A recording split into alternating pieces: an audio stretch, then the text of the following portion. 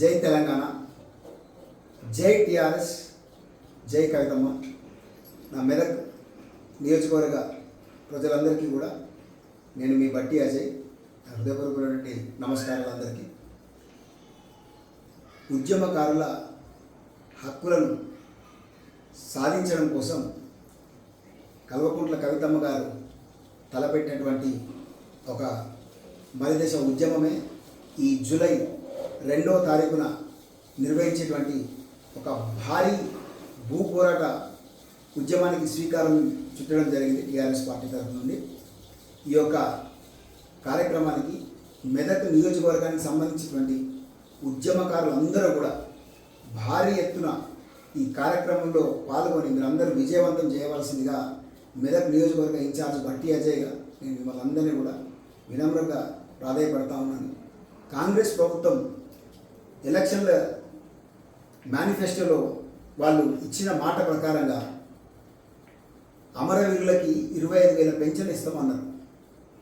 అది ఇయ్యకపోగా ప్రతి అమరవీర కుటుంబానికి ఒక ఉద్యోగం ఇస్తా అన్నారు. అది కూడా ఇయ్యకపోగా మళ్ళీ ఉద్యమకారులు ఎవరు అనేటువంటి ఈ యొక్క కార్యక్రమాన్ని తీసుకొని గుర్తిస్తామనేటువంటి కార్యక్రమాన్ని చేస్తామని చెప్పినారు. అది ఈ మధ్యనే కేశవరావు గారి ఆధ్వర్యంలో ఒక కమిటీని వేసి కాలయాపన చేస్తున్నారు. కానీ నిజంగా ఉద్యమకారులకి తగినటువంటి గుర్తింపు కానీ లేకపోతే వాళ్ళకి పోరాడేటువంటి యొక్క పోరాటానికి సంబంధించినటువంటి మేలు కానీ చేద్దామనేటువంటిది ఈ కాంగ్రెస్ పార్టీ చేస్తుందని ఏమాత్రం కూడా మనకి భరోసా అయితే కలుగుతుంది.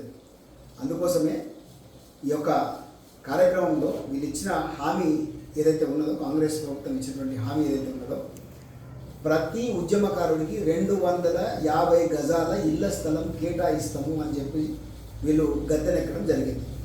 మరి ఇంకెన్ని రోజులు, 2.5 సంవత్సరాలు అవుతుంది. అయ్యా కోదండరామ్ గారు, మిమ్మల్ని చూసే కదా ఉద్యమకారులందరూ కూడా కాంగ్రెస్ పార్టీకి సపోర్ట్ చేసింది. మరి మీరే అప్పుడు 10 ఏళ్ళ బీఆర్ఎస్ ప్రభుత్వంలో కనీసం ఎంతో అంతో నోరు తెలిసి పత్రికా సమావేశాలు పెట్టి మీడియా సమక్షంలో ఎన్నోసార్లు మీరు ఉద్యమకారులకి అన్యాయం జరుగుతుందని మాట్లాడినటువంటి మీరే 2.5 సంవత్సరాలు అవుతుంది. ఇవాళ ఒక్కసారి కూడా వాళ్ళ ఊసు తీసుకోకపోగా మీరు ఈ విధంగా మరి ఉద్యమకారులకి అమరవీరుల కుటుంబాలకి అన్యాయం చేస్తున్నటువంటి విషయాన్ని మీరు గ్రహించాలి.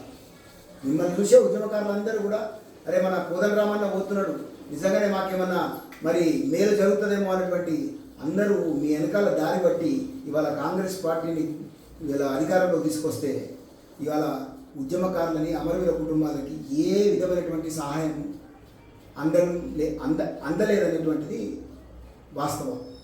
అయితే మనం అందరం కూడా ఒక విషయానికి చాలా గర్వపడాలి. ఎందుకంటే తెలంగాణలో పుట్టినందుకు చాలా గర్వపడాలి మనం అందరం కూడా. మన తెలంగాణకి ఉన్నటువంటి చరిత్ర అటువంటి చరిత్ర. అయితే పెద్ద చరిత్ర ఉన్నప్పటికీ కూడా ఈ యొక్క గత 150 సంవత్సరాల కాలంలో ఉన్నటువంటి చరిత్రని మనం జ్ఞాపకం చేసుకోవాల్సినటువంటి అవసరం ఎంతైనా ఉన్నది. మన తెలంగాణ బిడ్డ, ఒక గోండు జాతికి చెందినటువంటి బిడ్డ గోండు రామ్జీ గారు మన 1860 కాలంలో బ్రిటిష్ వారికి ఎదురుగా ఉద్యమం చేపట్టి ఆయనతో పాటు 1000 మంది ఉద్యమకారులు బ్రిటిష్ వాళ్ళని ఒకటే ఒక మర్రి చెట్టుకి 1000 మందిని వాళ్ళని అతి దారుణంగా వాళ్ళని ఉరిదీసి వాళ్ళందరూ అమరులైనటువంటి సందర్భం. అదే పోరాట స్ఫూర్తితోటి మళ్ళీ దాని తర్వాత 1940లో ఇంకొక గోండు బిడ్డ మన కొమరం భీమ్ గారు బయలుదేరింది. అప్పుడు వారు మన హక్కుల సాధనకై జల్, జంగల్, జమీన్, దున్నినోండే భూమి అన్నటువంటి నినాదంతో మళ్ళా ఉద్యమం చేపట్టి అమరుడైనటువంటి సందర్భం.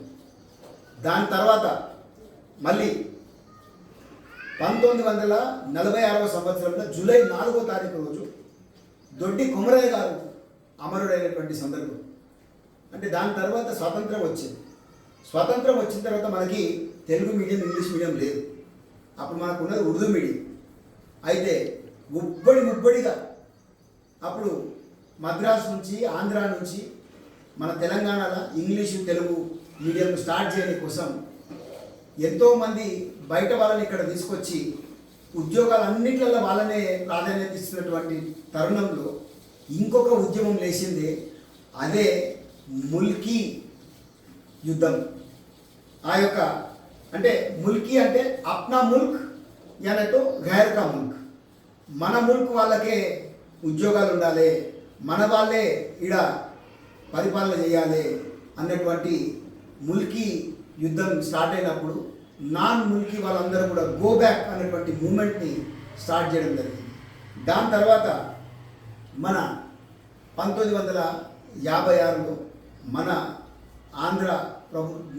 ఆంధ్రప్రదేశ్కి సంబంధించినటువంటి రాజకీయ నాయకులు అక్కడ ఢిల్లీలో ఉన్నటువంటి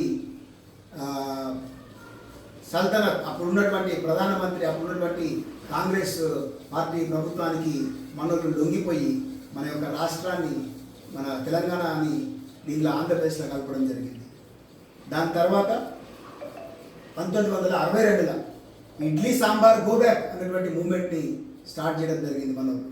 అంటే అప్పటి నుంచి కూడా ప్రతి 2 ఏళ్ళకో 3 ఏళ్ళకో 4 ఏళ్ళకో ఏదో ఒక ఉద్యమం మనోళ్ళు చేపడుతూనే ఉన్నారు.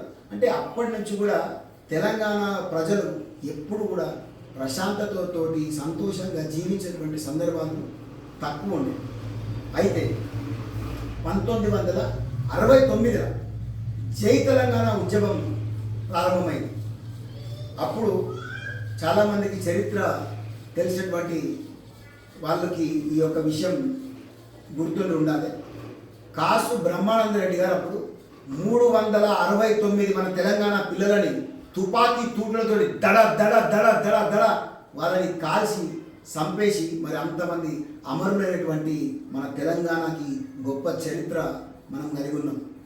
అయితే ఈరోజు మనకి తెలంగాణ వచ్చినాక ఏ అంశం గురించి అయితే మనం కొట్లాడము, మనల్ని వాళ్ళు గుర్తించినా, మనకి పదవులు వచ్చినా, మనకు పైసలు వచ్చినా రాకపోయినా, మనకి ఏది వచ్చినా రాకపోయినా, ఈరోజు కూడా ఏ చేదు గుర్తులైతే మనం ఉండకూడదని అనుకున్నామో అవి ఇంకా మిగిలే ఉన్నాయి అన్నదే ఈరోజు మనం పడుతున్న బాధ.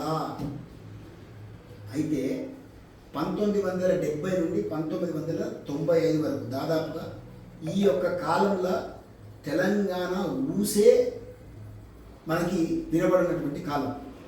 అయితే 1995లో అప్పుడు చాలామంది మన విప్లవ వీరులు, చాలామంది ప్రజా సంఘాలు జనశక్తి ఆధ్వర్యంలో మళ్ళా తెలంగాణ మూమెంట్ని బలంగా ప్రజలలోకి తీసుకుపోవడం జరిగింది. అప్పుడే మన అందరి ముద్దుబిడ్డ గద్దరన్న తెలంగాణ నాట్య మండలి అనేటువంటి ఒక దీంతో పాటలు పాడుతూ మా తెలంగాణ మాకు కావాలే అని గొంతెత్తుకొని అప్పుడు ప్రారంభించినటువంటి నినాదం తర్వాత కలిసి వచ్చే కాలానికి నడిసొచ్చే కొడుకు వస్తాడన్నట్టుగా 2001లో కేసీఆర్ బాబు గారు 2001లో పార్టీ పెట్టిండు. అప్పుడు ఉన్నటువంటి నిప్పుని ఆయన రాజేసి సబ్బండ తెలంగాణ వర్గాలందరూ కూడా కలిసి తెలంగాణ ఉద్యమాన్ని ఉవ్వెత్తున దీన్ని లేపి మనం ఇవాళ 2014లో ఎంతోమంది ఉద్యమకారుల త్యాగాల వల్ల, అమరులైనటువంటి కుటుంబాల త్యాగాల వల్ల 2014లో మనం తెలంగాణని సాధించుకోవడం జరిగింది. అయితే మరి తెలంగాణను సాధించుకున్నాం, మన తెలంగాణ తల్లికి విముక్తి కలిగించినాం. కానీ ఈరోజు కూడా మనం అందరం ఇంకా బానిసలుగా ఉన్నాము అన్నటువంటి సందర్భం మనకందరికీ తెలిసిందే. అంటే ఇప్పుడు మనం చేసే పోరాటం మన బానిస సంఖ్యలను మనము తెంచుకోవాలి అన్నటువంటి యొక్క స్ఫూర్తితోటే ఇవాళ టీఆర్ఎస్ పార్టీ తలపెట్టినటువంటి ఈ యొక్క భూ పోరాటమే జూలై 2వ తారీఖు నిర్వహించబోతాం. అయితే తెలంగాణ వచ్చింది మనకి, కానీ వచ్చినాక మన గత 10 ఏళ్ళ పాలనలో మనం ఏం చూసినాం, ఎక్కడైతే ప్రజల గొంతుక వినబడాలన్నటువంటి ధర్నా చేసి మన హక్కులను సాధించుకోవాలనుకుంటామో అటువంటి ధర్నా చౌక్ని ఎత్తేయడం జరిగింది. ఎవరైతే పిల్లలు ఫేస్బుక్లలోనో లేకపోతే యూట్యూబ్లలోనో ప్రభుత్వానికి అప్పుడున్నటువంటి ప్రభుత్వానికి బీఆర్ఎస్ వ్యతిరేకంగా ఎవరైనా మాట్లాడితే ఆ పిల్లలను తీసుకుపోయి జైల్లో వేసినటువంటి సందర్భం మనం చూస్తూ ఉన్నాం. అంటే ఏ హక్కుల గురించి అయితే మనం పోరాటం, నీళ్లు, నిధులు, నియామకాలు మనకి కావాలి అన్నటువంటి యొక్క నినాదంతో మనం పోరాడి మనం తెలంగాణ తెచ్చుకున్నాము. అవి అందరికీ సముచితంగా అందరికీ అందలేదన్నటువంటి విషయాన్ని సోషల్ మీడియాలో తీసుకుపోయి ఎవరన్నా మాట్లాడితే వాళ్ళందరినీ కూడా తొక్కేసే ప్రయత్నం చేసింది. కానీ ఇప్పుడు ఏం జరుగుతున్నది, అయ్యా అప్పుడున్న 10 ఏళ్ళ పరిపాలన కానీ ఇప్పుడైనటువంటి 2.5 సంవత్సరాల పరిపాలన కానీ ప్రొఫెసర్ కోదండరామ్ గారి ఆశయాల గురించి ఇలా ఇంతగానో మనం మాట్లాడుతూ ఉంటాం. అయ్యా ట్యాంకు బండి మీద ఒక్క విగ్రహం పెట్టిన పాపన పోలేదే అప్పుడున్న ప్రభుత్వం కానీ ఇప్పుడున్న ప్రభుత్వం కానీ. ఒక్క కల్వకుంట్ల కవితమ్మ ఒక్కతే అప్పుడు గత ప్రభుత్వంలో ఉన్నప్పుడు కూడా ఎన్నోసార్లు కేటీఆర్ గారికి ఆవిడ రిప్రజెంటేషన్ లేఖ రాయడం జరిగింది. ఎందుకంటే అప్పుడు ఆయన మున్సిపల్ శాఖ మంత్రిగా ఉండే కాబట్టి. కానీ అప్పుడున్న ప్రభుత్వం చేయలేదు, ఇప్పుడున్నటువంటి ప్రభుత్వం కూడా చేస్తుంది. అసలు ఇప్పుడున్నటువంటి ముఖ్యమంత్రి అయితే ఆ హుసేన్ సాగర్ ట్యాంక్ బండి మీద అది ఎవరు విగ్రహాలు పెడుతుండో, ఎందుకు పెడుతుండో సంబంధం లేనటువంటి విధంగా ఈ యొక్క పరిపాలన మనం చూస్తూ ఉన్నాం ఇప్పుడున్నటువంటి పాలనలో. అయితే మా కవితమ్మ ఇవాళ బయట ఎందుకున్నది? అదే బీఆర్ఎస్లో ఉండి జీ హుజూర్ అని అనుంటే కనుక మేబీ అదే పార్టీలో ఉంటుండేమో. కానీ కాదు, బీఆర్ఎస్ పార్టీలో ఉండి కూడా క్యా హుజూర్ అని అన్నందుకే కదా ఇలా కవితమ్మని బయట పంపించారు. డాడీ ఉద్యమకారులకి తగిన ప్రాధాన్యత ఇస్తలేరు, అమరవీరుల కుటుంబాలకి మనం చేయాల్సినటువంటి న్యాయం మనం చేయలేదు ఇంకా అని ఇటువంటి ఎన్నో విషయాలని ఆయన దృష్టికి తీసుకపోతే, పార్టీలో జరుగుతున్నటువంటి ఎంతో అవినీతిని ఆయన దగ్గర తీసుకపోతే ఏ ఒక్కరోజు కూడా దానికి ప్రతిస్పందించి దానికి యాక్షన్ తీసుకోకపోగా ఇవాళ తెలంగాణ యొక్క గౌరవాన్ని, అస్తిత్వాన్ని పరిరక్షించాలనేటువంటి యొక్క ఉద్దేశంతో మంచి చేయాలన్నటువంటి అమ్మని ఇవాళ బయటకు పంపించేయడం జరిగింది. కానీ ఒక విషయం మనం గుర్తుపెట్టుకోవాలి, తెలంగాణ రక్షణ సేన పార్టీ టీఆర్ఎస్ అసలు ఎందుకు పుట్టింది? మన స్వీయ రాజకీయ అస్తిత్వంతో తెలంగాణ అనేటువంటి తన పేరులో నింపుకొని, తెలంగాణ అనేటువంటి పేరులో తన ఆశయాన్ని నింపుకొని, తెలంగాణ అనే పదాన్ని మన ఆచరణలో నింపుకొని ఉన్నటువంటి పార్టీయే మన టీఆర్ఎస్ పార్టీ, మన ఇంటి పార్టీ, మన పార్టీ. అయితే టీఆర్ఎస్ పార్టీ కేవలం ఒక ఫక్తు రాజకీయ పార్టీ కాదండి, మీరందరూ కూడా గ్రహించాలి. తెలంగాణ జాగృతి బీఆర్ఎస్లో భాగమై ఉన్నప్పుడు కూడా అప్పుడు కూడా కవితమ్మ వెంబటి ఉద్యమకారులే ఉన్నారు. ఇప్పుడు కూడా కవితమ్మ వెంబటి బయటకు వచ్చి టీఆర్ఎస్ పార్టీ స్థాపించిన తర్వాత కూడా ఇప్పుడు కూడా ఆమె వెంబట ఉద్యమకారులే ఆమె వెంబట ఉండి ఆమె వెన్నంటే ఉండి నడుస్తూ ఉన్నటువంటి సందర్భం. అయితే ఇది ఒక ఫక్తు రాజకీయ పార్టీ కాదు. ఎస్పెషల్లీ ఈ టీఆర్ఎస్ పార్టీ ఉద్యమకారులను కలుపుకొని ఉద్యమ ఆకాంక్షలు నెరవేర్చడానికి, తెలంగాణ వాదాన్ని నిలబెట్టుకోవడానికి, తెలంగాణ అస్తిత్వాన్ని పరిరక్షించడానికి పెట్టినటువంటి పార్టీయే ఈ తెలంగాణ రక్షణ సేన టీఆర్ఎస్ పార్టీ. దయచేసి మీరందరూ కూడా ఈ మెదక్ ముద్దు బిడ్డగా, ఒక మెదక్ మట్టి మీద పుట్టినటువంటి వాడిగా, ఇదే మట్టిలో కలిసిపోయేటువంటి వాడిగా మిమ్మల్ని అందరినీ కూడా నేను అభ్యర్థిస్తా ఉన్నా. టీఆర్ఎస్ పార్టీని అందరూ కూడా ఆదరించాలా. ఒక చారిత్రాత్మకమైనటువంటి అవసరం ఉన్నది. తెలంగాణల మెదకు మట్టి మీద ఇప్పటి వరకు కూడా పుట్టినటువంటి వాడు ఒక్కడు కూడా ఎమ్మెల్యే కాలేకపోయింది. ఏ ఒక్క పార్టీ కూడా ఎప్పుడు అవకాశం ఇవ్వలేదు. కానీ ఇప్పుడు కల్వకుంట్ల కవితమ్మ ఈ మెదక్ మట్టి మీద పుట్టినటువంటి ఒక బలహీన సమాజ వర్గానికి సంబంధించినటువంటి వ్యక్తిగా నన్ను గ్రహించి, ఒక చదువుకున్నటువంటి వాడిగా, బాగా తెలివి ఉన్నటువంటి వ్యక్తి, ఒక మంచి కుటుంబం నుండి వచ్చినటువంటి వ్యక్తిని గ్రహించి, గుర్తించి, ఆవిడ ఆశీర్వాదించి నన్ను మెదక్కి పంపించి, మెదక్ యొక్క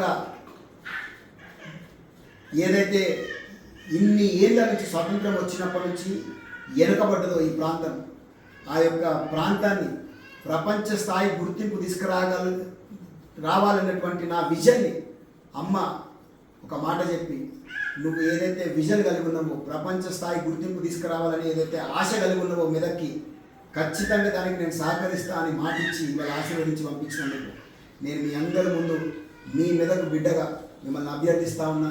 దయచేసి ఒక కొత్త పార్టీని ఆదరించండి. ఉద్యమకారుల కోసం, అమరవీరుల కుటుంబాల కోసం, సబ్బండ తెలంగాణ వర్గాల యొక్క సంక్షేమం కోసం, మన తెలంగాణ భవిష్యత్తు కోసం నేను మీ బిడ్డగా మీ మధ్యలోకి వస్తున్నా. గడప గడపకి నేను పాంచజన్యమైనటువంటి ఒక 5 హామీలను తీసుకొని మీ ఇంటికి నేను భవిష్యత్తులో రాబోతా ఉన్నా. మీ అందరి ఆశీర్వాదం కావాలా, మీ అందరి సహాయ సహకారాలతో రేపు ఎమ్మెల్యే అయినాక ఖచ్చితంగా మెదక్ని ప్రపంచ స్థాయి గుర్తింపు తీసుకురాగలిగేటువంటి సామర్థ్యం ఉన్న మెదక్ని ఆ విధంగా తీసుకుపోయేటువంటి అడుగులు నేను వేస్తా అని చెప్పేసి మీ అందరి దగ్గర మళ్ళీ ఒకసారి మాటిస్తూ సెలవు తీసుకుంటూ, జై తెలంగాణ, జై టీఆర్ఎస్, కవితమ్మ నాయకత్వం వర్ధిల్లాలి.